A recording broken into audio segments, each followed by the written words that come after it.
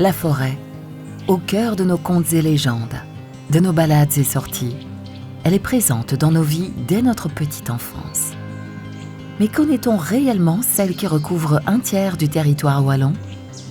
Que sait-on vraiment des missions qu'elle remplit pour l'homme, mais aussi pour l'équilibre de la nature elle-même ?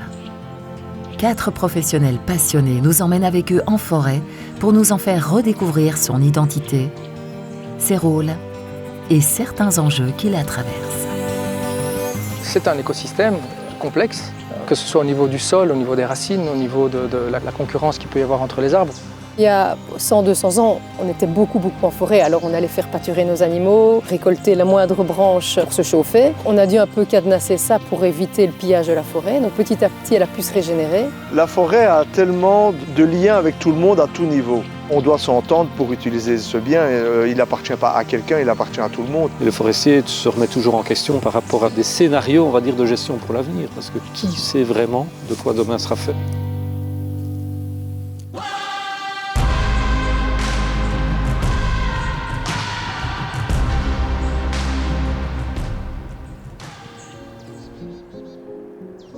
Sur les hauteurs, dans la vallée de l'Ourthe, c'est en compagnie de Vincent Colson que nous découvrons la forêt sur différents reliefs.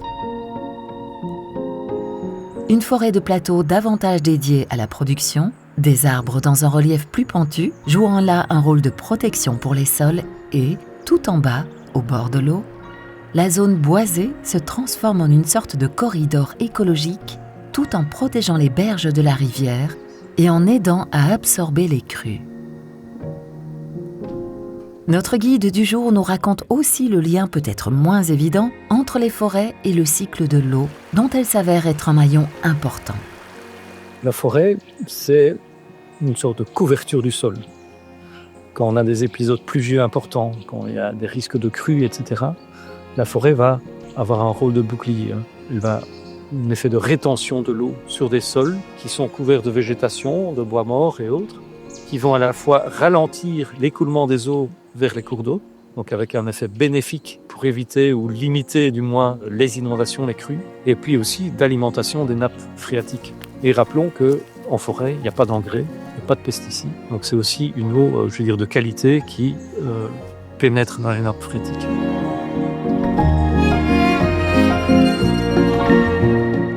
Qualité de l'eau, mais aussi qualité de l'air qu'on respire. N'est-ce pas d'ailleurs pour cela que les forêts sont qualifiées de poumons verts ?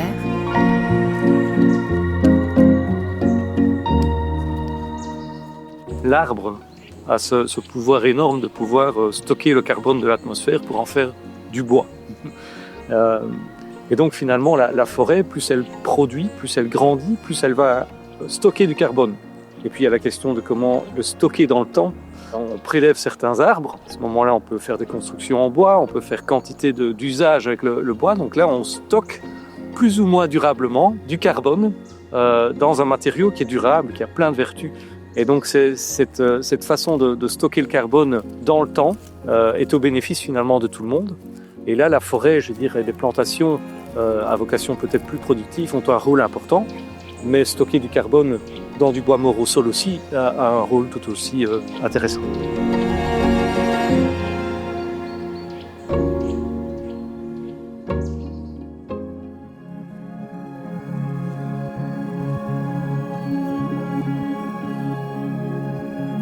Et c'est au sud de la province de Namur que Laurent Riche nous invite pour parler cette fois du rôle que jouent les massifs forestiers dans l'économie. Car derrière la forêt, c'est toute la filière bois qui se déploie et avec elle, près de 19 000 emplois et des dizaines de métiers, du bûcheron au guide nature. Des emplois principalement ruraux, ce qui renforce le bénéfice, avec tout l'enjeu actuel, celui de conserver le savoir-faire et des outils de transformation en Wallonie. L'intérêt est d'autant plus grand qu'il s'agit en plus d'une économie durable. Le bois est le matériau le plus durable. Faire pousser du caillou, on n'y arrive pas. Quand on a fait un trou dans une carrière, la carrière, elle est là et qu'est-ce qu'on en fait ? Tout ce qui est pétrosourcé, on sait que ce n'est pas l'avenir. Donc le bois prend tout son sens. Les matériaux biosourcés prennent tout leur sens. Notre rôle professionnel, elle est d'essayer d'utiliser la matière première le mieux qu'on puisse, mais pas à outrance, pouvoir essayer de l'optimiser un maximum, pouvoir arriver à utiliser les bonnes essences aux bons endroits, développer des nouvelles techniques industrielles pour utiliser des essences qui aujourd'hui ne sont pas exploitées. Donc, il faut vraiment avoir une vision globale de cette ressource qui est la seule ressource aujourd'hui de construction qui est biosourcée.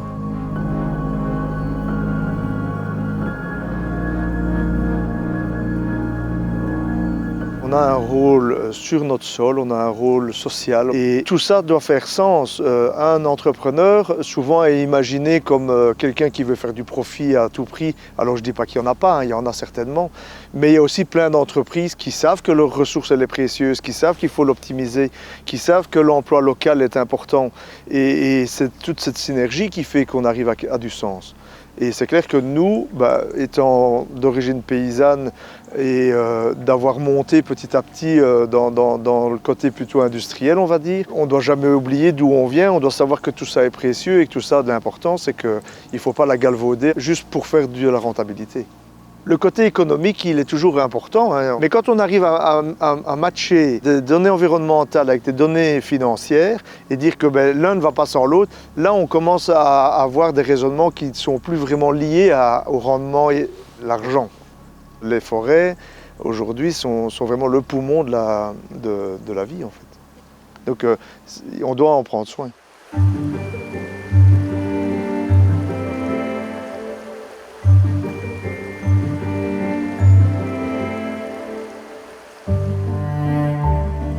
Prendre soin de nos massifs forestiers, voilà ce qui anime Philippe Moès. En parcourant la forêt luxembourgeoise, il nous invite à observer les essences d'arbres qui nous entourent et aborde quelques actions prioritaires pour une bonne santé de la forêt.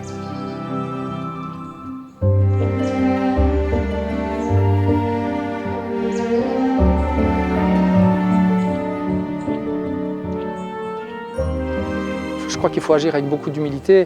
La nature a des mécanismes qui lui sont propres, qu'il faut observer et sur lesquels on peut s'appuyer pour reproduire ce qu'elle fait, simplement en orientant un petit peu vers les intérêts humains. Mais en tout cas, ne plus faire d'actions qui nient complètement les nécessités biologiques de la forêt.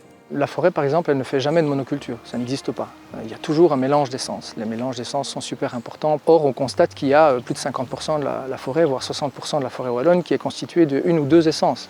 Une des priorités, c'est de redéployer une diversité des essences. Alors il y a plusieurs rôles à ça. Il y a un rôle écologique, je pense que c'est assez évident qu'entre une forêt avec une essence et 10 essences, on n'aura pas la même diversité biologique. Mais c'est aussi une question de richesse du sol. Quand vous avez un chêne à côté d'un hêtre, d'un bouleau, d'un sorbier, chacun a un enracinement différent, va chercher des éléments dans le sol qui sont différents, que lui seul peut aller chercher parce qu'avec son enracinement spécifique, il pourra aller chercher ces éléments-là et pas son voisin. Et quand les feuilles vont tomber, il va redistribuer au voisin des éléments que le voisin n'aura pas pu pomper lui-même. Donc ça, je pense que c'est un mécanisme assez facile à comprendre et qui fait en sorte qu'une forêt diversifiée a une richesse de sol.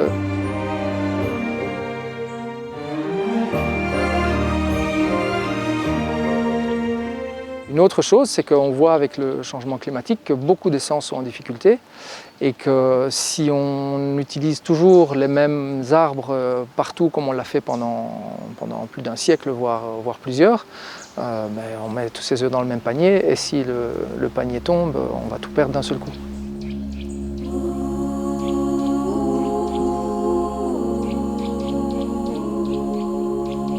Et c'est aussi pour renourrir nos forêts que depuis quelques années, de plus en plus de bois morts sont laissés au sol et non récoltés.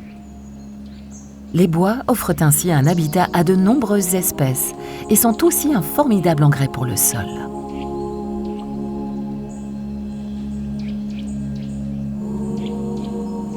C'est en région liégeoise que nous continuons notre balade, aux côtés de Catherine Barvaux, au cœur d'une forêt presque idéale où se mêlent sentiers de promenade, zones boisées entièrement naturelles et zones exploitées par l'humain.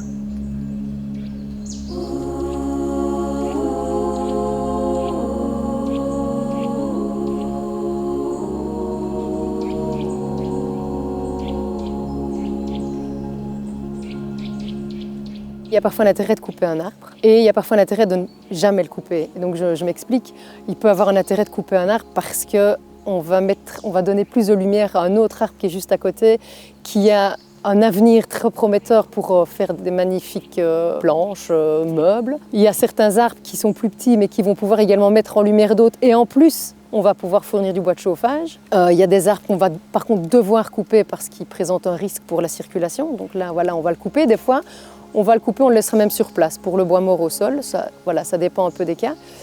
On va également parfois devoir couper des arbres. On a dû le faire ici un peu plus bas dans cette forêt parce que les arbres étaient malades. Voilà, on a récolté le bois et on replante après. Donc il y a énormément de raisons pour couper un arbre. Et à contrario, il y a des arbres qu'on se dit qu'il ne faut pas le couper. Ils vont permettre par leur futur mort de régénérer le sol aussi. Ils vont fournir des habitats, de la nourriture pour toute une série d'espèces. Et donc ces arbres-là, on va les maintenir. Et c'est ainsi qu'on doit continuer à travailler pour que la forêt soit pérenne et qu'elle soit toujours là encore dans 300 ans. Et c'est pour cet enjeu de résilience qu'il apparaît aujourd'hui indispensable de s'atteler à entrevoir les différents usages dans une approche collective et globale. Je vois la forêt comme un bien commun et notre rôle à nous, c'est que personne ne le surexploite. Alors quand je parle de surexploitation, ça va tant être de trop couper que de trop venir y circuler, que de vouloir trop y chasser, de vouloir avoir un havre de paix au niveau, je sais pas, on pourrait parler d'observateurs de la nature qui voudraient que plus personne ne rentre dans le bois. Et ce que les utilisateurs oublient souvent, c'est qu'ils parlent pour eux, mais personne ne parle au nom de la faune sauvage qui y vit. Et donc voilà, nous on essaie de concilier les envies de tout le monde et surtout ceux qui ne disent rien, quoi. Donc les animaux, les plantes, etc., qui y vivent. C'est la clé. Si tous les utilisateurs de la forêt pensent que l'objectif doit être global, c'est-à-dire pour les habitants de la forêt et également pour tous les utilisateurs, on s'en sortira.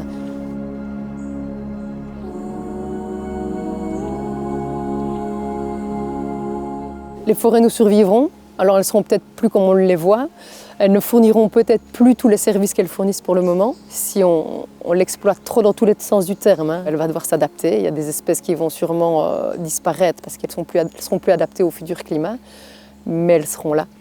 Et on doit les préserver pour qu'elles jouent un maximum de rôle le plus longtemps possible, quoi. La forêt, un univers aux multiples facettes qui remplit des missions capitales pour notre espèce, mais surtout pour l'écosystème tout entier, dont nous ne sommes finalement qu'une partie.